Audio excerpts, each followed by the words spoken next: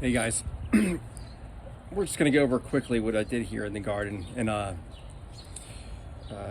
we just took a real poorly graded area where it was always soggy outside the house, and it received a lot of sun, but just never really did anything with it.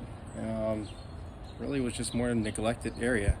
So we're gonna go over this area and just describe exactly what we did here, where I practically have no maintenance garden this year. I went from using a skid for a raised garden bed to now I'm just found scrap wood, and we'll go over everything. All right. Okay. This will be first part of the video, and we'll get into it very shortly here. Hang with me.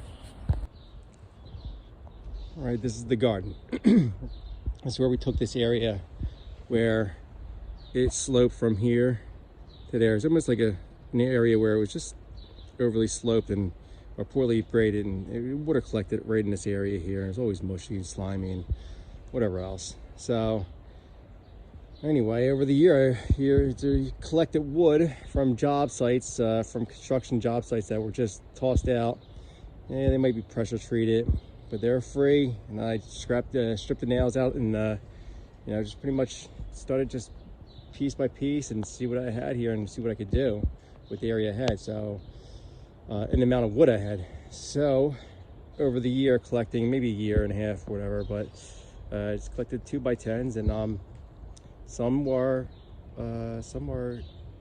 non-pressure treated, some are just plain, and whatever else I used for a trim work around the garden. But either way, you can actually do this by going to, maybe possibly you can go to dumpsters. I don't know, I don't recommend it, but asking at least the job site, hey, if they don't want to fill up their dumpster, if they can get rid of 2x10s, a lot of them that are used and they would never use them on another job, they'll definitely give them to you, because they don't want to, they cost money to fill up their dumpster, and it leaves them more room in their dumpster. So just think about it. So just get up enough nerve just to go up there and ask those guys and just, hey, look, I'll take your 2x10s right off your hands if they're throwing them away. But either way, on to the next thing. So after we got everything stripped down and wood measured out, all that stuff, made the cuts, I figured out the best type of beds to lay out here in this area.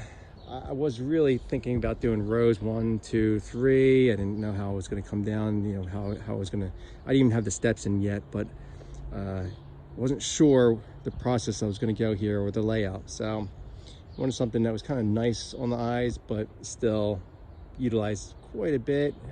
I'm sure I could have got a lot more out of this area, but I like the simplicity look at it, or simple, elegant look at it. Just very simple, and set up that it's also set up that it can reach, the sun comes in this way, so that if there is these don't get too high, and the ones that are in the back get high, so they don't get blocked by the ones right here.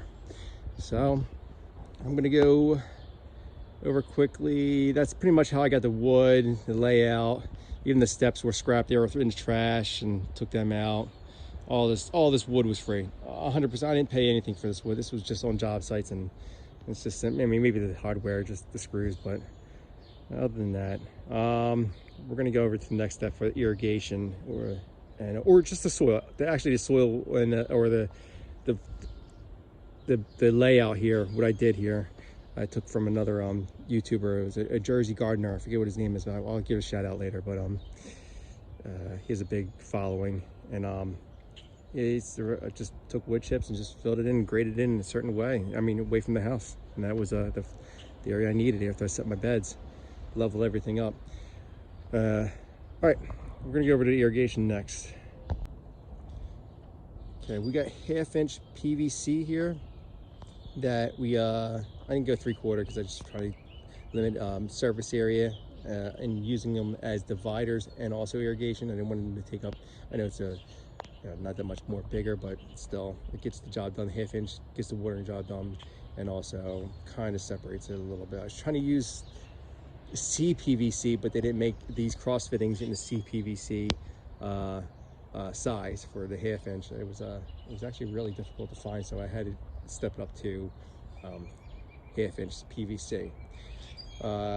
These are all gridded out, measured accordingly, gridded out, capped at the end, probably could have been, I used it more of a grid type of pattern for layout. I'm sure there would have been a lot less expensive if I just ran rows for just irrigation rather than boxing every single one out. That drove up prices on the actual PVC fittings and time putting it together. But either way, these are measured out at least to get 12 inches by 16 here, and they're around 12 inch by 12 inches on these ones here, and up here is a little bit more. I think it's 16 by 16. But either way, they're it gives us some spacing, some idea of where we're going to be laying out for our plants, and also allows us to set up the irrigation here accordingly.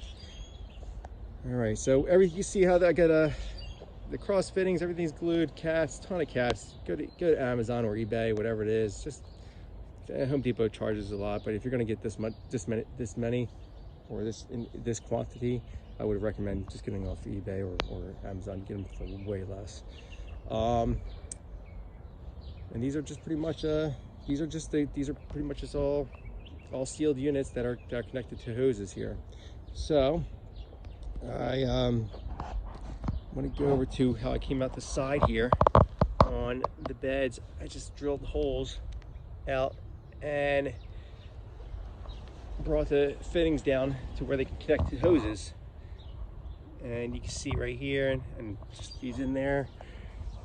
Same thing there, right there, sorry. And also right here. Okay. Let's go over to the next, how we got this set up with the water. Did a ton of research, read a ton of reviews on the Bluetooth or Wi-Fi or anything electronic water timer that wanted to be extremely easy. This is unreal amount of negative reviews. It was almost like you just had to pick your poison. Like you're gonna get, like I felt like you were gonna get, no matter what I got, it was gonna be terrible, or to have its more cons than pros. But it was strangely enough that I did get I think it's Mullen, the green company. It had a Wi-Fi water. It was outdated. It was on eBay. It didn't work with my Wi-Fi, and I had to return that. And I just picked up the next thing possible on I figured maybe let me just go on Amazon. I grabbed this, and then obviously it's going to be half bad. 2.5 stars. Everything's just anyway. Got it. It couldn't have been better decision in my life. It actually works perfectly with your iPhone. Easy setup, extremely easy setup. Not even like, I don't even know what anybody's complaining about. This is, you go from pulling a hose out to, you can actually sit inside from your window or nearby. Just go to your back door nearby and water it if you want to manually, or you can set up a schedule and whatever you want to do. I don't know, there's nothing much more to complain about. Recommend getting flow controls, or at least valves here to control the flow. Flow controls are quieter. These are quite noisy when you try to restrict flow with a regular port valve. But either way, was able to make connections, set up each one to each bed. Might Y off here to feed a tomato bed that I have away from the actual garden, because I didn't want my tomatoes to overwhelm with my other plants with the height of them and everything else. So I have the other bed out here, and it's ready to go. I just got to make the hookups and everything else, so you can see where that process is.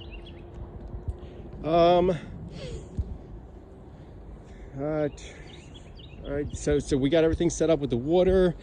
I ended up having to run a water line, tee off a CPVC water line and bring it through underneath the house and out underneath the porch area and back out here. And, simple. It's a simple process if you have any knowledge about running water lines. You just got to do the work. Let it dry for a day, then leak test it, and go from there. So this is a very simple setup. I was very happy that we had so much mulch here, because the grade was so bad on this side of the house that we had to raise it up, that we were able to bury all the lines cleanly without any the hose showing. So we have the line going off here, going one right here, one behind the bed, but the two come out here, run alongside here, and then one shoots over this way to the lettuce bed. Another one just follows along this raised bed and swoops up into the far bed here. So it's fairly easy. It's a lot of work, but I think it's definitely outweighs the amount of work you had to do throughout the year watering this and maintaining it if you didn't have this system set up. Took time to drill little tiny 1/16 holes throughout the pipeline, and I probably would stay with a more, I didn't know what pattern I was going to go with, so I just, you know, 2 here, 2 there, 2, you know, just stay with a simple pattern. But you can, this is a process where you can think where those ports are. You can definitely overthink where you're going to drill those holes at. I'm sure there's a way I can close these things back up if needs be. But everything worked out quite well wherever the ports were drilled out, wherever I drilled out a hole for irrigation. So, and you adjust the pressure with your flow control valves when a certain zone opens up. You're going to adjust it a certain amount so that you don't have a water sprinkler here and the kids are playing through it and running through it, and everything in your side of your house is getting wet. So you had to cut down the pressure slightly, or dramatically. Last step, I think I went to, I didn't find anything that worked really well with the Bluetooth or Wi-Fi waterers or any kind of, well, I wish I would known for this, but any kind of soil moisture meters or wireless moisture meters that worked with the Wi-Fi or any type of water timer. So I just went with a separate brand. I wish I'd known this brand was able to hook up 1 moisture meter per zone, and that would have been quite amazing to know that, actually, because I would have probably bought this brand and they're wirelessly, and they would have been hooked up and worked seamlessly together to water your garden based on your soil moisture. But in the meantime, I got Ecowitt, the moisture meters, and that I'm able to see the soil moisture in each bed, and they, without any problems, it actually transmits quite a distance. So you can have the sensor inside receiving the information. Doesn't have to be right next to it, but it can be distance away, and then you'll still get your readings you need to get. And then you adjust your water timer accordingly to maintain that 60 to 80%. I believe, guys, I'm an amateur here, so I don't know what I'm doing. I just know how to do work. I don't have a green thumb. I have trouble keeping a cactus alive. I'm not gonna lie to you. So let's see how this goes this year, and you know what this is going to be. Hopefully it's something that holds us, keeps us from having to buy any any lettuce this year, or any other type of vegetables that are more common on the marketplace. All right, let me know what you guys think. If not, I mean, if you don't, no big deal, no comment. Even if you want to say I did something wrong, I take any kind of criticism and use it so I can make the next thing better. Yeah. So thank you guys for watching, and hopefully this video isn't too long for you. I just wanted to demonstrate how these things I know what it looks like when I go to water here. So we're going to say the lettuce bed is that is zone 1, the lettuce bed. So we're tap it here, and you can see it takes a little time to fill up. It's drained off, and then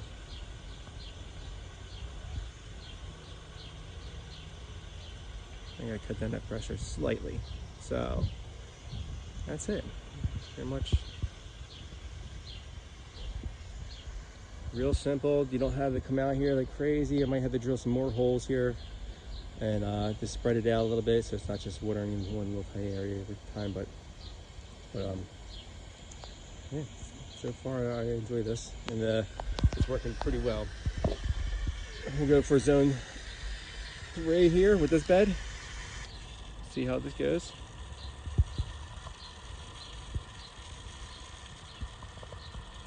There you go.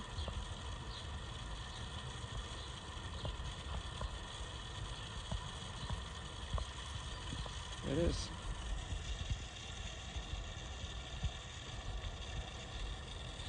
Very simple. The fittings, everything's off of Amazon or eBay, and let's see how it goes here. But yeah. All right, guys. Just wanted to show you how the system works. Obviously, if you with my phone, I could control it through my phone, but it's hard for me to video. I didn't want to change all my timers up just to set up for the couple minutes of watering here. So, but when the water timers call, they will just water for so long. Frequency will go off a little bit, soak in and come back on. Depends on how you want to set it up. It's very customizable. All right, guys, take care.